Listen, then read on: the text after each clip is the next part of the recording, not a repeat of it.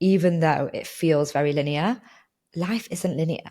And it's impossible to imagine that every single person could do these things at the same time. And that's why I always say to clients, to my community, is that not all popcorn pops at the same time. And we need to own our own journey and own our own path, which is what I wasn't doing when I turned 30, because I was stuck in comparison mode. So I was constantly looking around and constantly feeling that what I was doing was not right, or in some way I was on the wrong path and very much in victim mode. And when I managed to shift out of that victim mode and take ownership and say, okay, this is my journey. There's so many amazing things happening to me.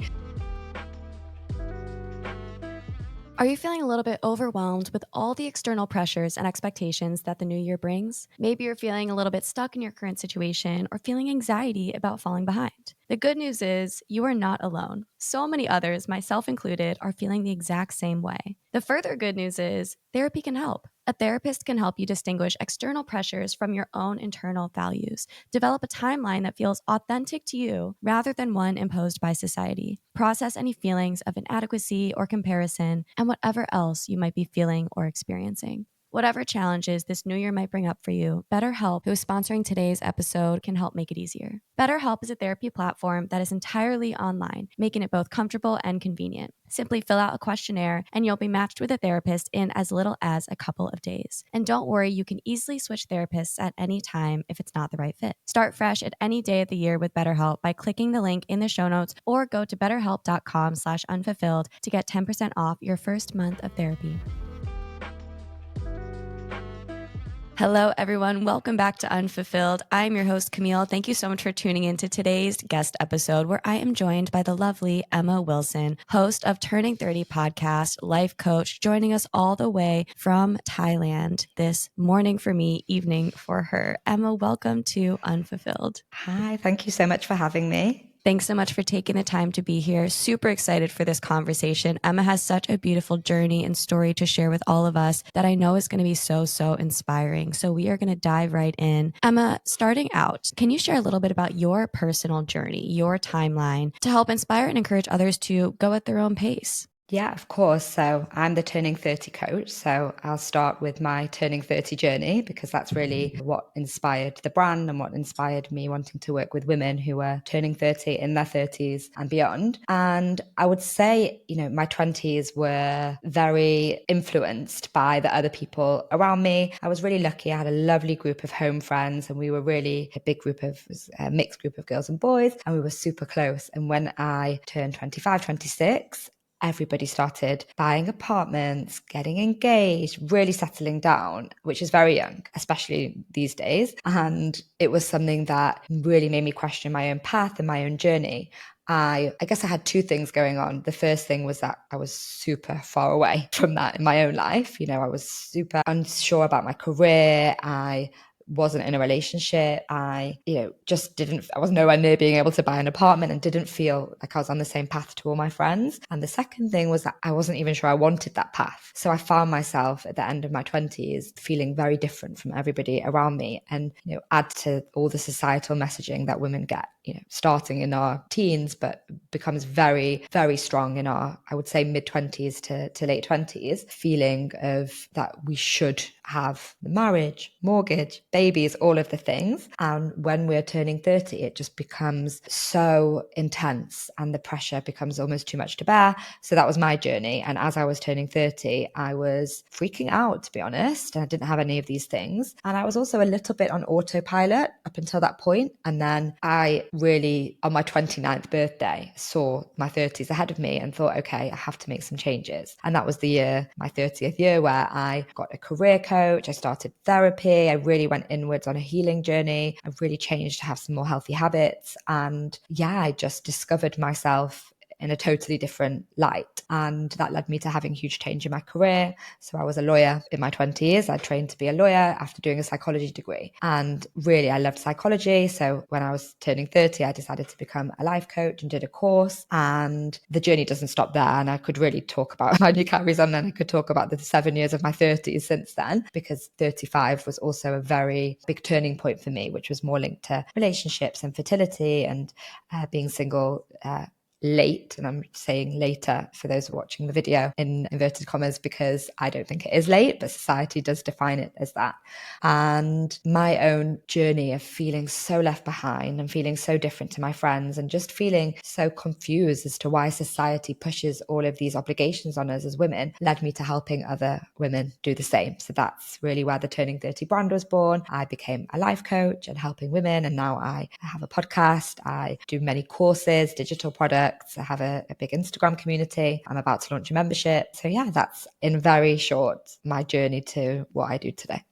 Thank you for sharing that. I love where your path has taken you. And I love that there's so many different parts of your path. So I think the biggest message and takeaway is to share with others that there's no such thing as falling behind. But I'm sure that with a lot of the clients that you deal with, a lot of them feel like they're falling behind, because I know personally at 26, I very much compare myself to other people, whether they be friends of mine or people that I see on social media, what they're doing either in their career and their success or with their how far along they are in a relationship when I'm single. What is the advice you have for anyone who finds themselves comparing to others and naturally feels like they're falling behind if they're taking a different path? The main thing I would say is that there is no right path. And that is very, very hard for people to digest, I know, because we really have been fed the societal formula of, finish college, go to find your first job, go up the corporate ladder if you're working in corporate, or find your way in a very, very linear path when it comes to career, save money, potentially buy somewhere. But I know that that's really very much changed over the last years. But for me, 10 years ago, that's the path that my friends were able to go on. And then when it comes to relationships, it's like, okay, in your early 20s, you're supposed to be having all the fun in the world. But by the time you turn 29, 30, that's it. You're supposed to have met somebody and already starting those next steps. And even though it feels very linear, life isn't linear.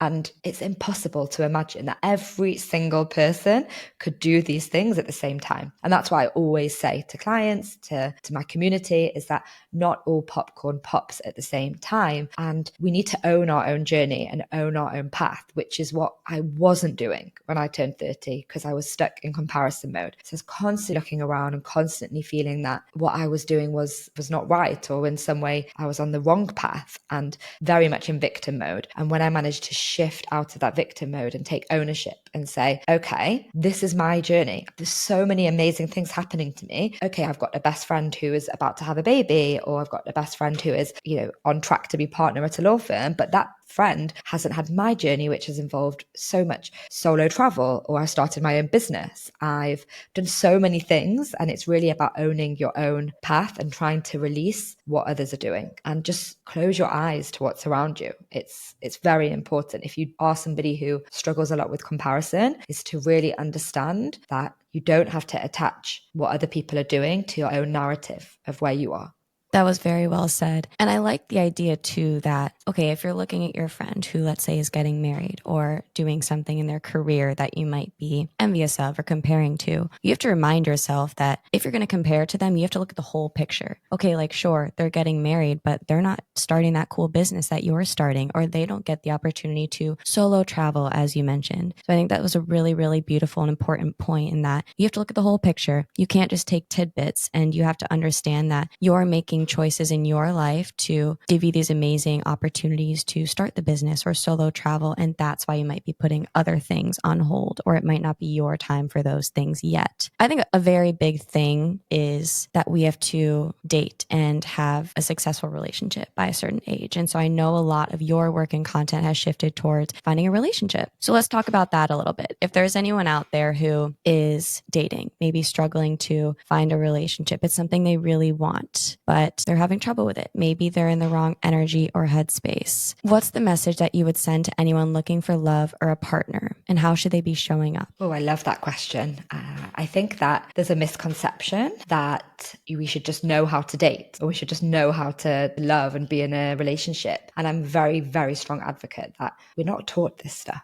We just almost like thrown into the world of being an adult. And then all of a sudden we're expected to know how to go out and make conversation, or how to, communicate when it comes to relationships. And some of us are really lucky and have parents who really modeled good communication and emotional intelligence and all those things. But I think a majority of us don't have parents or don't have people around them who have done that when they were growing up. So yeah, I think that it's really important to understand that there's nothing wrong with you if you decide, okay, I'm actively looking for love. I actively want a long-term partner, and I can actually see that what I'm doing right now isn't working. And I love the fact that you use the word energy, because I think that energy is a really, really important piece. So when you're dating and looking to meet somebody and have a relationship, and it's all about doing the internal work. So really saying, okay, there's no shame in wanting to find love. There's no shame in being single, enjoying being single, embracing being alone, which is a huge message for my audience of women in their 30s who are single. Very important to,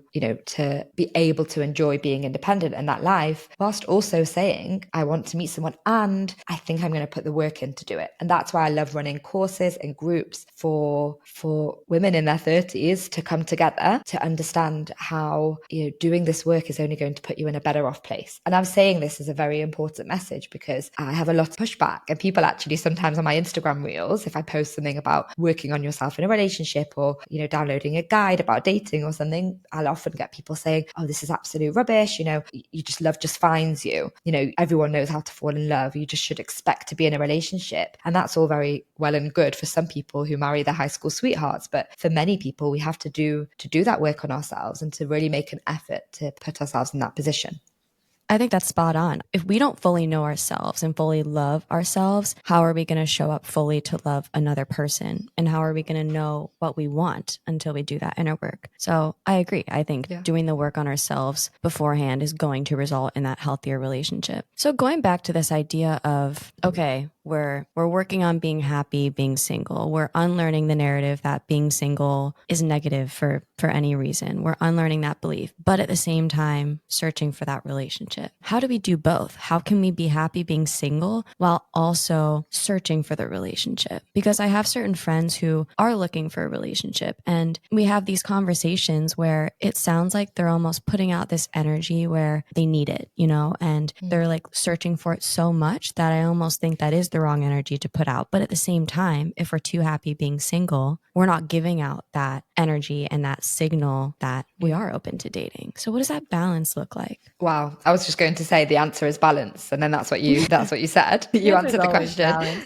Yeah, you answered the question. Okay. I actually think that a really big piece here that in this question that we're talking about is acceptance, right? And that's a lot of the work that I do is acceptance of your timelines, acceptance of your relationship status and who you are, and owning your own journey, which I was speaking about before. Because if you go into dating and you don't feel acceptance of the fact that you're single and you haven't met somebody yet, then that's going to come off. The energy is going to come off. And I actually talk about it in my content, in my course that I run, The Next Chapter in Love. I speak about energy leaks. And that is when you go on a date, and maybe you've had this before, if you've dated someone, when you go on a date and the date is saying one thing, but actually they are signaling another. And almost like if you've ever got back from a date and said, I could really tell that person was like very much, it's not a nice word to use, but desperate for a relationship. And they were pretending not to be, but they were saying things that were making me very uncomfortable. Maybe it's body language, maybe it's eye contact, whatever. It's, very much about going into something and truly, truly owning and believing and accepting where you are. So I do a lot of that work with clients of really understanding, how can you accept the fact that you are, let's say, 29 years old, your three best friends are married and you're not? Because if you feel panic and if you're out of acceptance, then the date that you're going to go on is going to sense that energy. They're going to feel that coming through, which is maybe what you're talking about with your friends, what you're experiencing with your friends and the way that they're dating. So yeah, that's really important. And I'm glad you brought up the whole balance with enjoying being single and also wanting to find someone. But I do want to reiterate that the two aren't mutually exclusive. You can enjoy being single and you can also want love. We're human beings.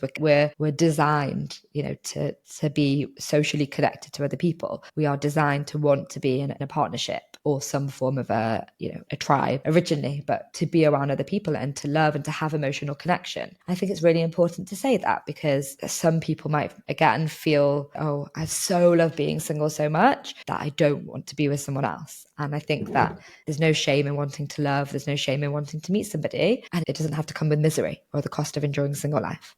I think that's a beautiful way to put it, in that we can practice acceptance.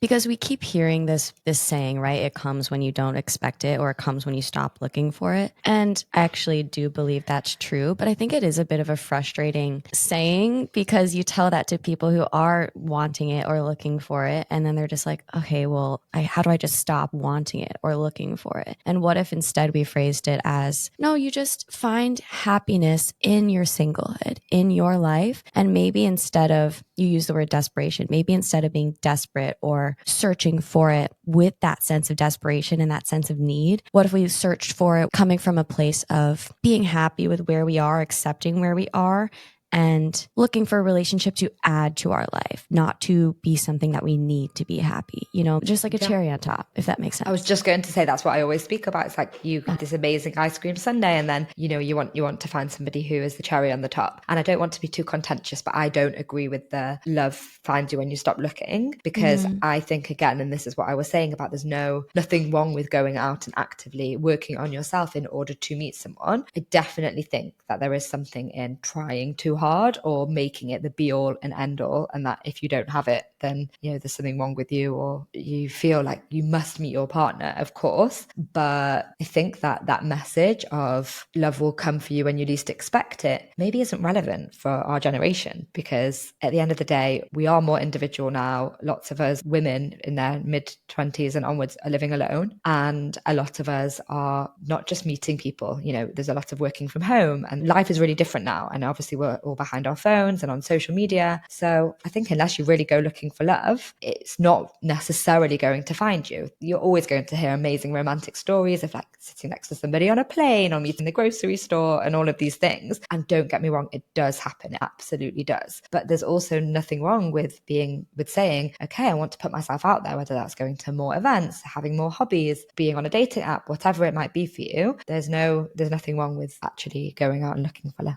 I totally agree. I don't think you can just manifest finding a relationship and then sit on the couch and stay in. I think it takes coupling that action with putting out that positive energy. I almost perceive it as letting go of forcing a certain person to fit into the relationship you're looking for. I've definitely experienced in the past periods where I've found that, okay, I'm ready for a relationship. That's just how I felt at certain times. Like when I moved back to Chicago, and then the second date I went on, I got really excited and suddenly he was my boyfriend. And it led to a long-term relationship. And looking back, I feel like I got a little bit too excited too early on and almost forced it because I wanted it to work with that timeline and I wanted this person to fit what I was looking for. And so coming back to this idea, I was looking so hard for it that I just kind of like decided that this person was going to be it, if that makes sense. So yeah, this whole conversation is about letting go of the timeline. So what if we let go of trying to force things to fit in with the timeline that we want, and instead go out and make this effort to meet the right person? And then maybe that's when it comes when we least expect it, because we're no longer forcing a certain person or forcing a certain timeline. We can't wake up and say, this weekend's going to be the weekend that I meet my husband. Like, it doesn't work like that. It doesn't work like that, but people do that. Like, you've probably heard it before. I have a memory of an old friend who we're not actually in contact anymore, but it was New Year and she said, I'm going to be married by this time next year. I know that this year I'm going to meet somebody. And I'm like, but you're single. But people do come in with, and the spoiler alert, she got married to this person and she did find somebody a month after this. So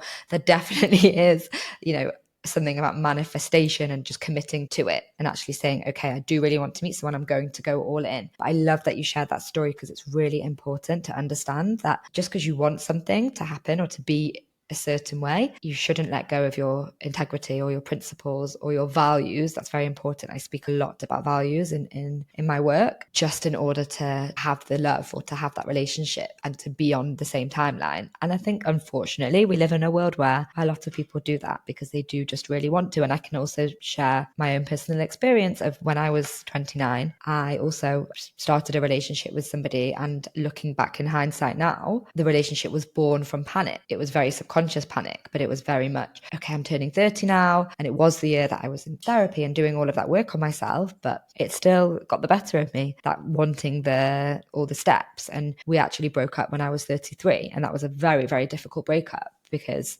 to break up with someone when you're 33 and we're already planning our life together. But I think deep down, and maybe you experienced this with your ex, that I always was forcing it. And deep down, I think I knew that it wasn't actually the right relationship. However, I wanted to be going into my 30s knowing, having that security. So I would say that sometimes we really have to be in a very high level of self-awareness and be onto ourselves to know, okay, to ask that question. Are we actually wanting to be with this specific person, or are we just adhering to that pressure or the fear, basically, that we won't end up with somebody? And our inner voice always knows, right? We always have our intuition, inner voice telling us. It's just, how soon do we want to start to get real with ourselves? How soon do we want to start to actually tune into our inner knowing? Because I think the sooner we get honest with ourselves about, okay, this is working and this isn't working, the sooner we can move on and create space for what is meant for us. So we have talked a lot about relationships. I would love to transition to a little bit of your career story. So your career path I find super interesting because you, as you mentioned, were working in corporate. You had a corporate sales job in your early 30s and you end up leaving to pursue your side hustle as coaching, but then you go back. Can you share a little bit about that? Because I love how you realistically share the fact that you weren't making ends meet with your side hustle and then you had to go back and then grow it on the side. So tell us a little bit about what you learned through that journey and what you can share with others who might be experiencing something similar. So I, as you said, was working in corporate sales and very much did that as like a stopgap, because I was a lawyer and then I left and I was like, okay, I need to find something else to do quickly so I can pay rent and just live. And I always knew that it was just temporary, but the temporary turned into 3 years. And then I discovered coaching and I very quickly quit my corporate sales job and started coaching. And there was very little overlap, a few months, but I was so ambitious. I was so ready for my coaching to take off that I did something that I always advise people now not to do. And it was, I took a huge leap of faith. Now, I really don't regret it for 1 second because it's such an important part of my journey, but I did find myself panicking and also not really sure exactly what my niche was, or,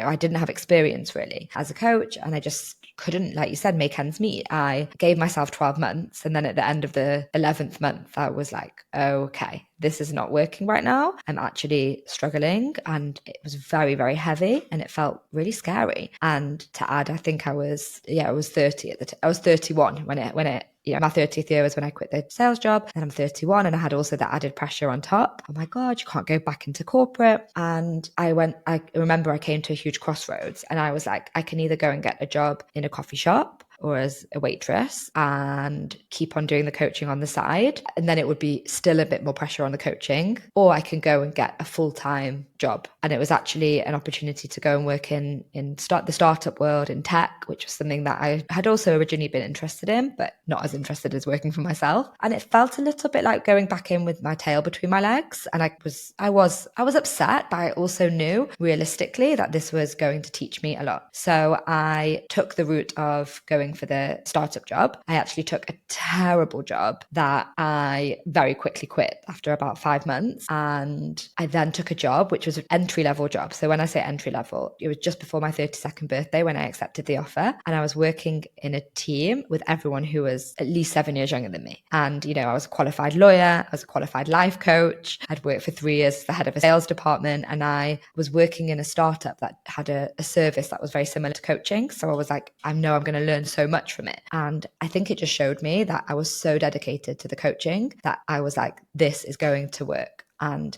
I then worked with my coaching on the side. It was a side hustle. It was very hard. I was building up my Instagram page, but I learned so much during that year. Really, I learned so much about the business side of things, about becoming a life coach, that I now zoom out and look back and I'm like, it was so meant to be that was part of my journey, even though at the time it felt really uncomfortable and really challenging. And then COVID happened and I was told that I could stay in a role but move to a different role, and my business had just started taking off and I saw it as an opportunity to take redundancy, and I left. And I think what I would say to anybody who is trying to start a business or trying to make it as a freelancer or do something out there and leave their corporate job, there is absolutely no shame in having money and taking another job to support your dream, because turning 30 as a brand wouldn't be able to exist if I hadn't have worked for those 18 months before. And it's really important because we're fed from a lot of these awful people online on social media, like quit your job and you'll already be earning $10,000 in a month. And there's a lot of fluff out there. And it's just not true. It takes, and I can only really speak for life coaches, but it takes a long time to build up a client base. It takes a long time to have the confidence and the skill and therefore the income, the revenue from it.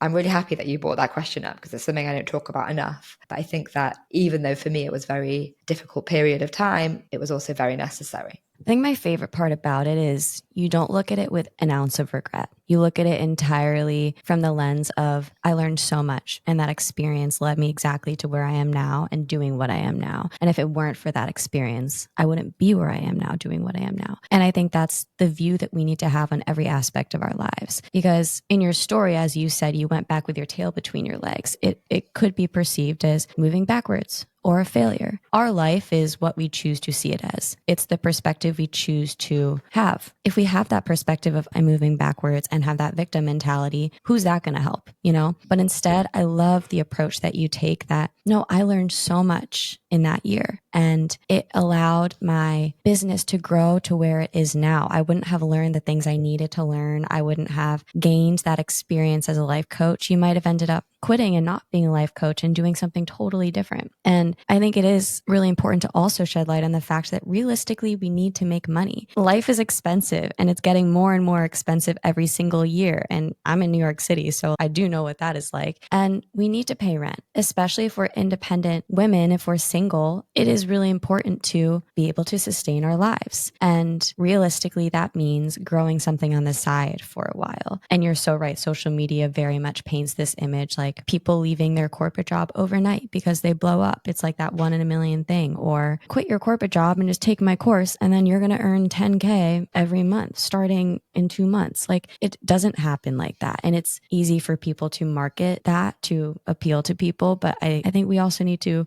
be realistic. And so I think it's really helpful to hear a story like yours to remind people that what you see on social media isn't always the case. And the best things take time and the best things probably start on the side. So thank you for sharing that. 100%. I couldn't agree more. So you went on a little 5-month Eat, Pray, Love trip. I would love to hear a little bit about how this experience transformed you and what you've learned. So for context, it all happened overnight pretty much. So it was the end of the first lockdown in COVID, and the same week of my 33rd birthday, I was made redundant from this job and forced to go all in on my coaching business. And I also broke up with my ex, and all happened in the same few days. So all of a sudden, I find myself 33, single and working on my business, but I think I had 2 clients at the time. And I said to myself, okay, I've got 7 months until Christmas. I'm going to work tirelessly on my business. And if I've made X amount, I'm going to go on an Eat, Pray, Love trip. And I had the craziest 7 months. And I went from having 2 clients to having 20 clients, booked the trip, and I went to Costa Rica. I actually started in Mexico and then I went down to Costa Rica and I just lived my life. It was completely different to where I saw myself. If you would have asked me the year before, I thought I was on the path to marriage, and me and my ex had actually got engaged and we were talking about having children and all of this stuff. And then I'm all of a sudden like doing yoga in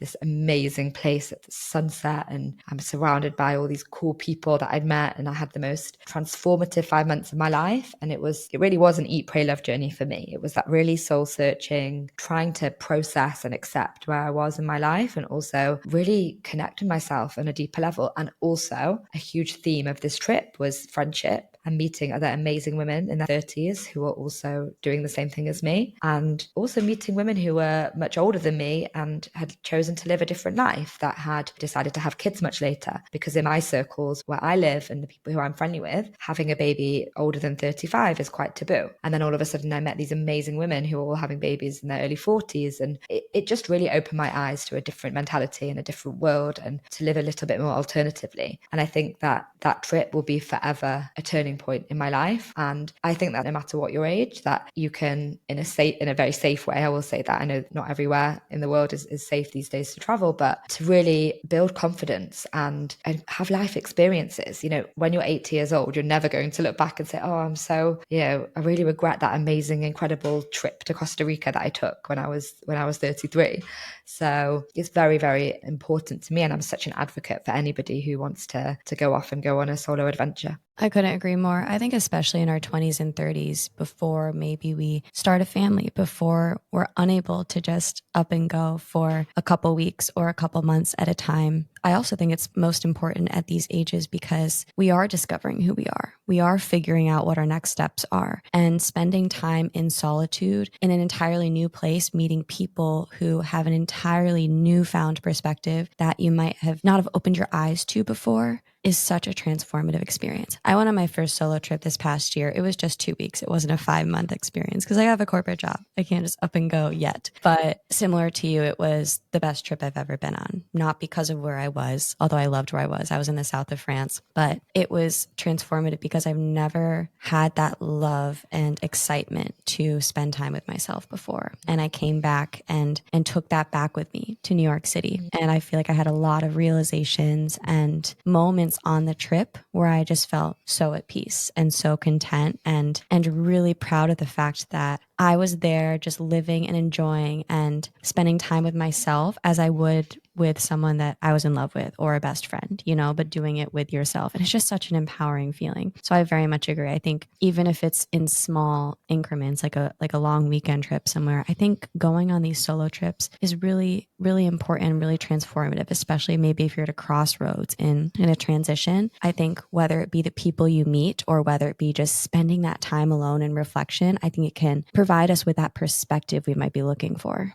You mentioned small increments. I'm a huge advocate for solo dates. So we don't even need to go on holiday to experience what you're talking about. Yeah. You can take a book or a journal. I know in New York, it's quite common for people to go out and have dinner alone at a bar. And I do it all the time. Yeah, exactly. But in some parts of the world, it's really not that common to do it. And I always encourage clients to learn how to enjoy being alone. I think it's one of the most important lessons of your life. And you should start in your 20s already, getting that comfort. And I can say that I don't think until my 30s, I really felt truly comfortable in my own company. And now I love it. I mean, I've recently become a mother, so I do not have any alone time and I really miss it. And it's something that I wish I appreciated more when I was younger, because there's nothing more sacred, loving your own company. And there's nothing more special and empowering than doing something like going on a trip or going on a solo date. I absolutely think that if anybody is listening and you've never done that before, and especially if it feels really nerve-wracking, go and do it. This weekend, go and do it. I agree. Fine, I will go do it this weekend, Emma. Fine. And I do hear some people, especially friends of mine who are in their 20s, they don't want to waste a weekend night by spending time alone. They feel like maybe it's not worth it, or why would I spend time alone when I can go out and be with friends? And they might feel it like seems like a waste of an evening or sets them back, especially maybe if they're out looking to date or wanting to put themselves out there and make the most of the weekend. But my perspective and what I would like to share with anyone who has that mindset is the more you love yourself and the more you get to know yourself, the more all those other areas of your life are going to improve and feel more genuine and true to you. So I think how we feel about all the other aspects of our lives starts with how we feel about ourselves and that relationship we have with ourselves. And where does that start? In spending time alone. Couldn't agree more. So, final question, final piece of advice from you for anyone who needs to detach from the timeline of society. What final message, final words of wisdom would you share with them? I think the biggest message that's actually come out of this conversation that's been really interesting, almost to remind myself as well of something I should speak about more in my content, is that life isn't linear. A really important thing to talk about, because we've spoken about it a lot today in terms of relationships and in terms of career, but in any part of life. And whether it's a spiritual healing journey, whether it's a health journey, or the things we've been speaking about today, things don't usually just happen in a straight line. But society teaches us, and when it doesn't, we feel that we've fallen off some sort of made up path. So I think the biggest piece of advice I would give to somebody is to really understand that the path is made up. It's not true, and that every one of us is living our own unique journey. And whether you're a spiritual person or not, this is the path that has been created.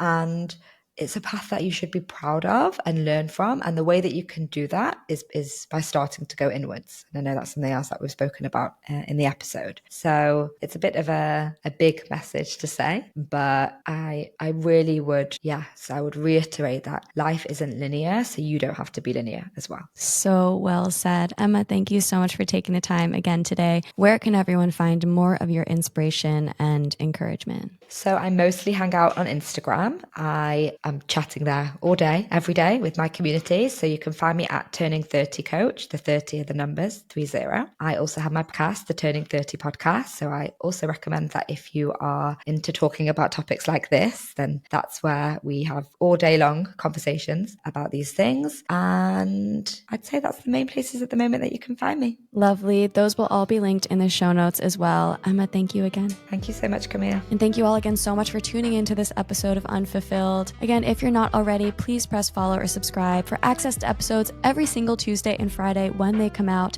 And send this to a friend who might need to hear this message. Send this to someone you love who wants to live a more fulfilling life. And I'll see you all again soon on your journeys to becoming more fulfilled.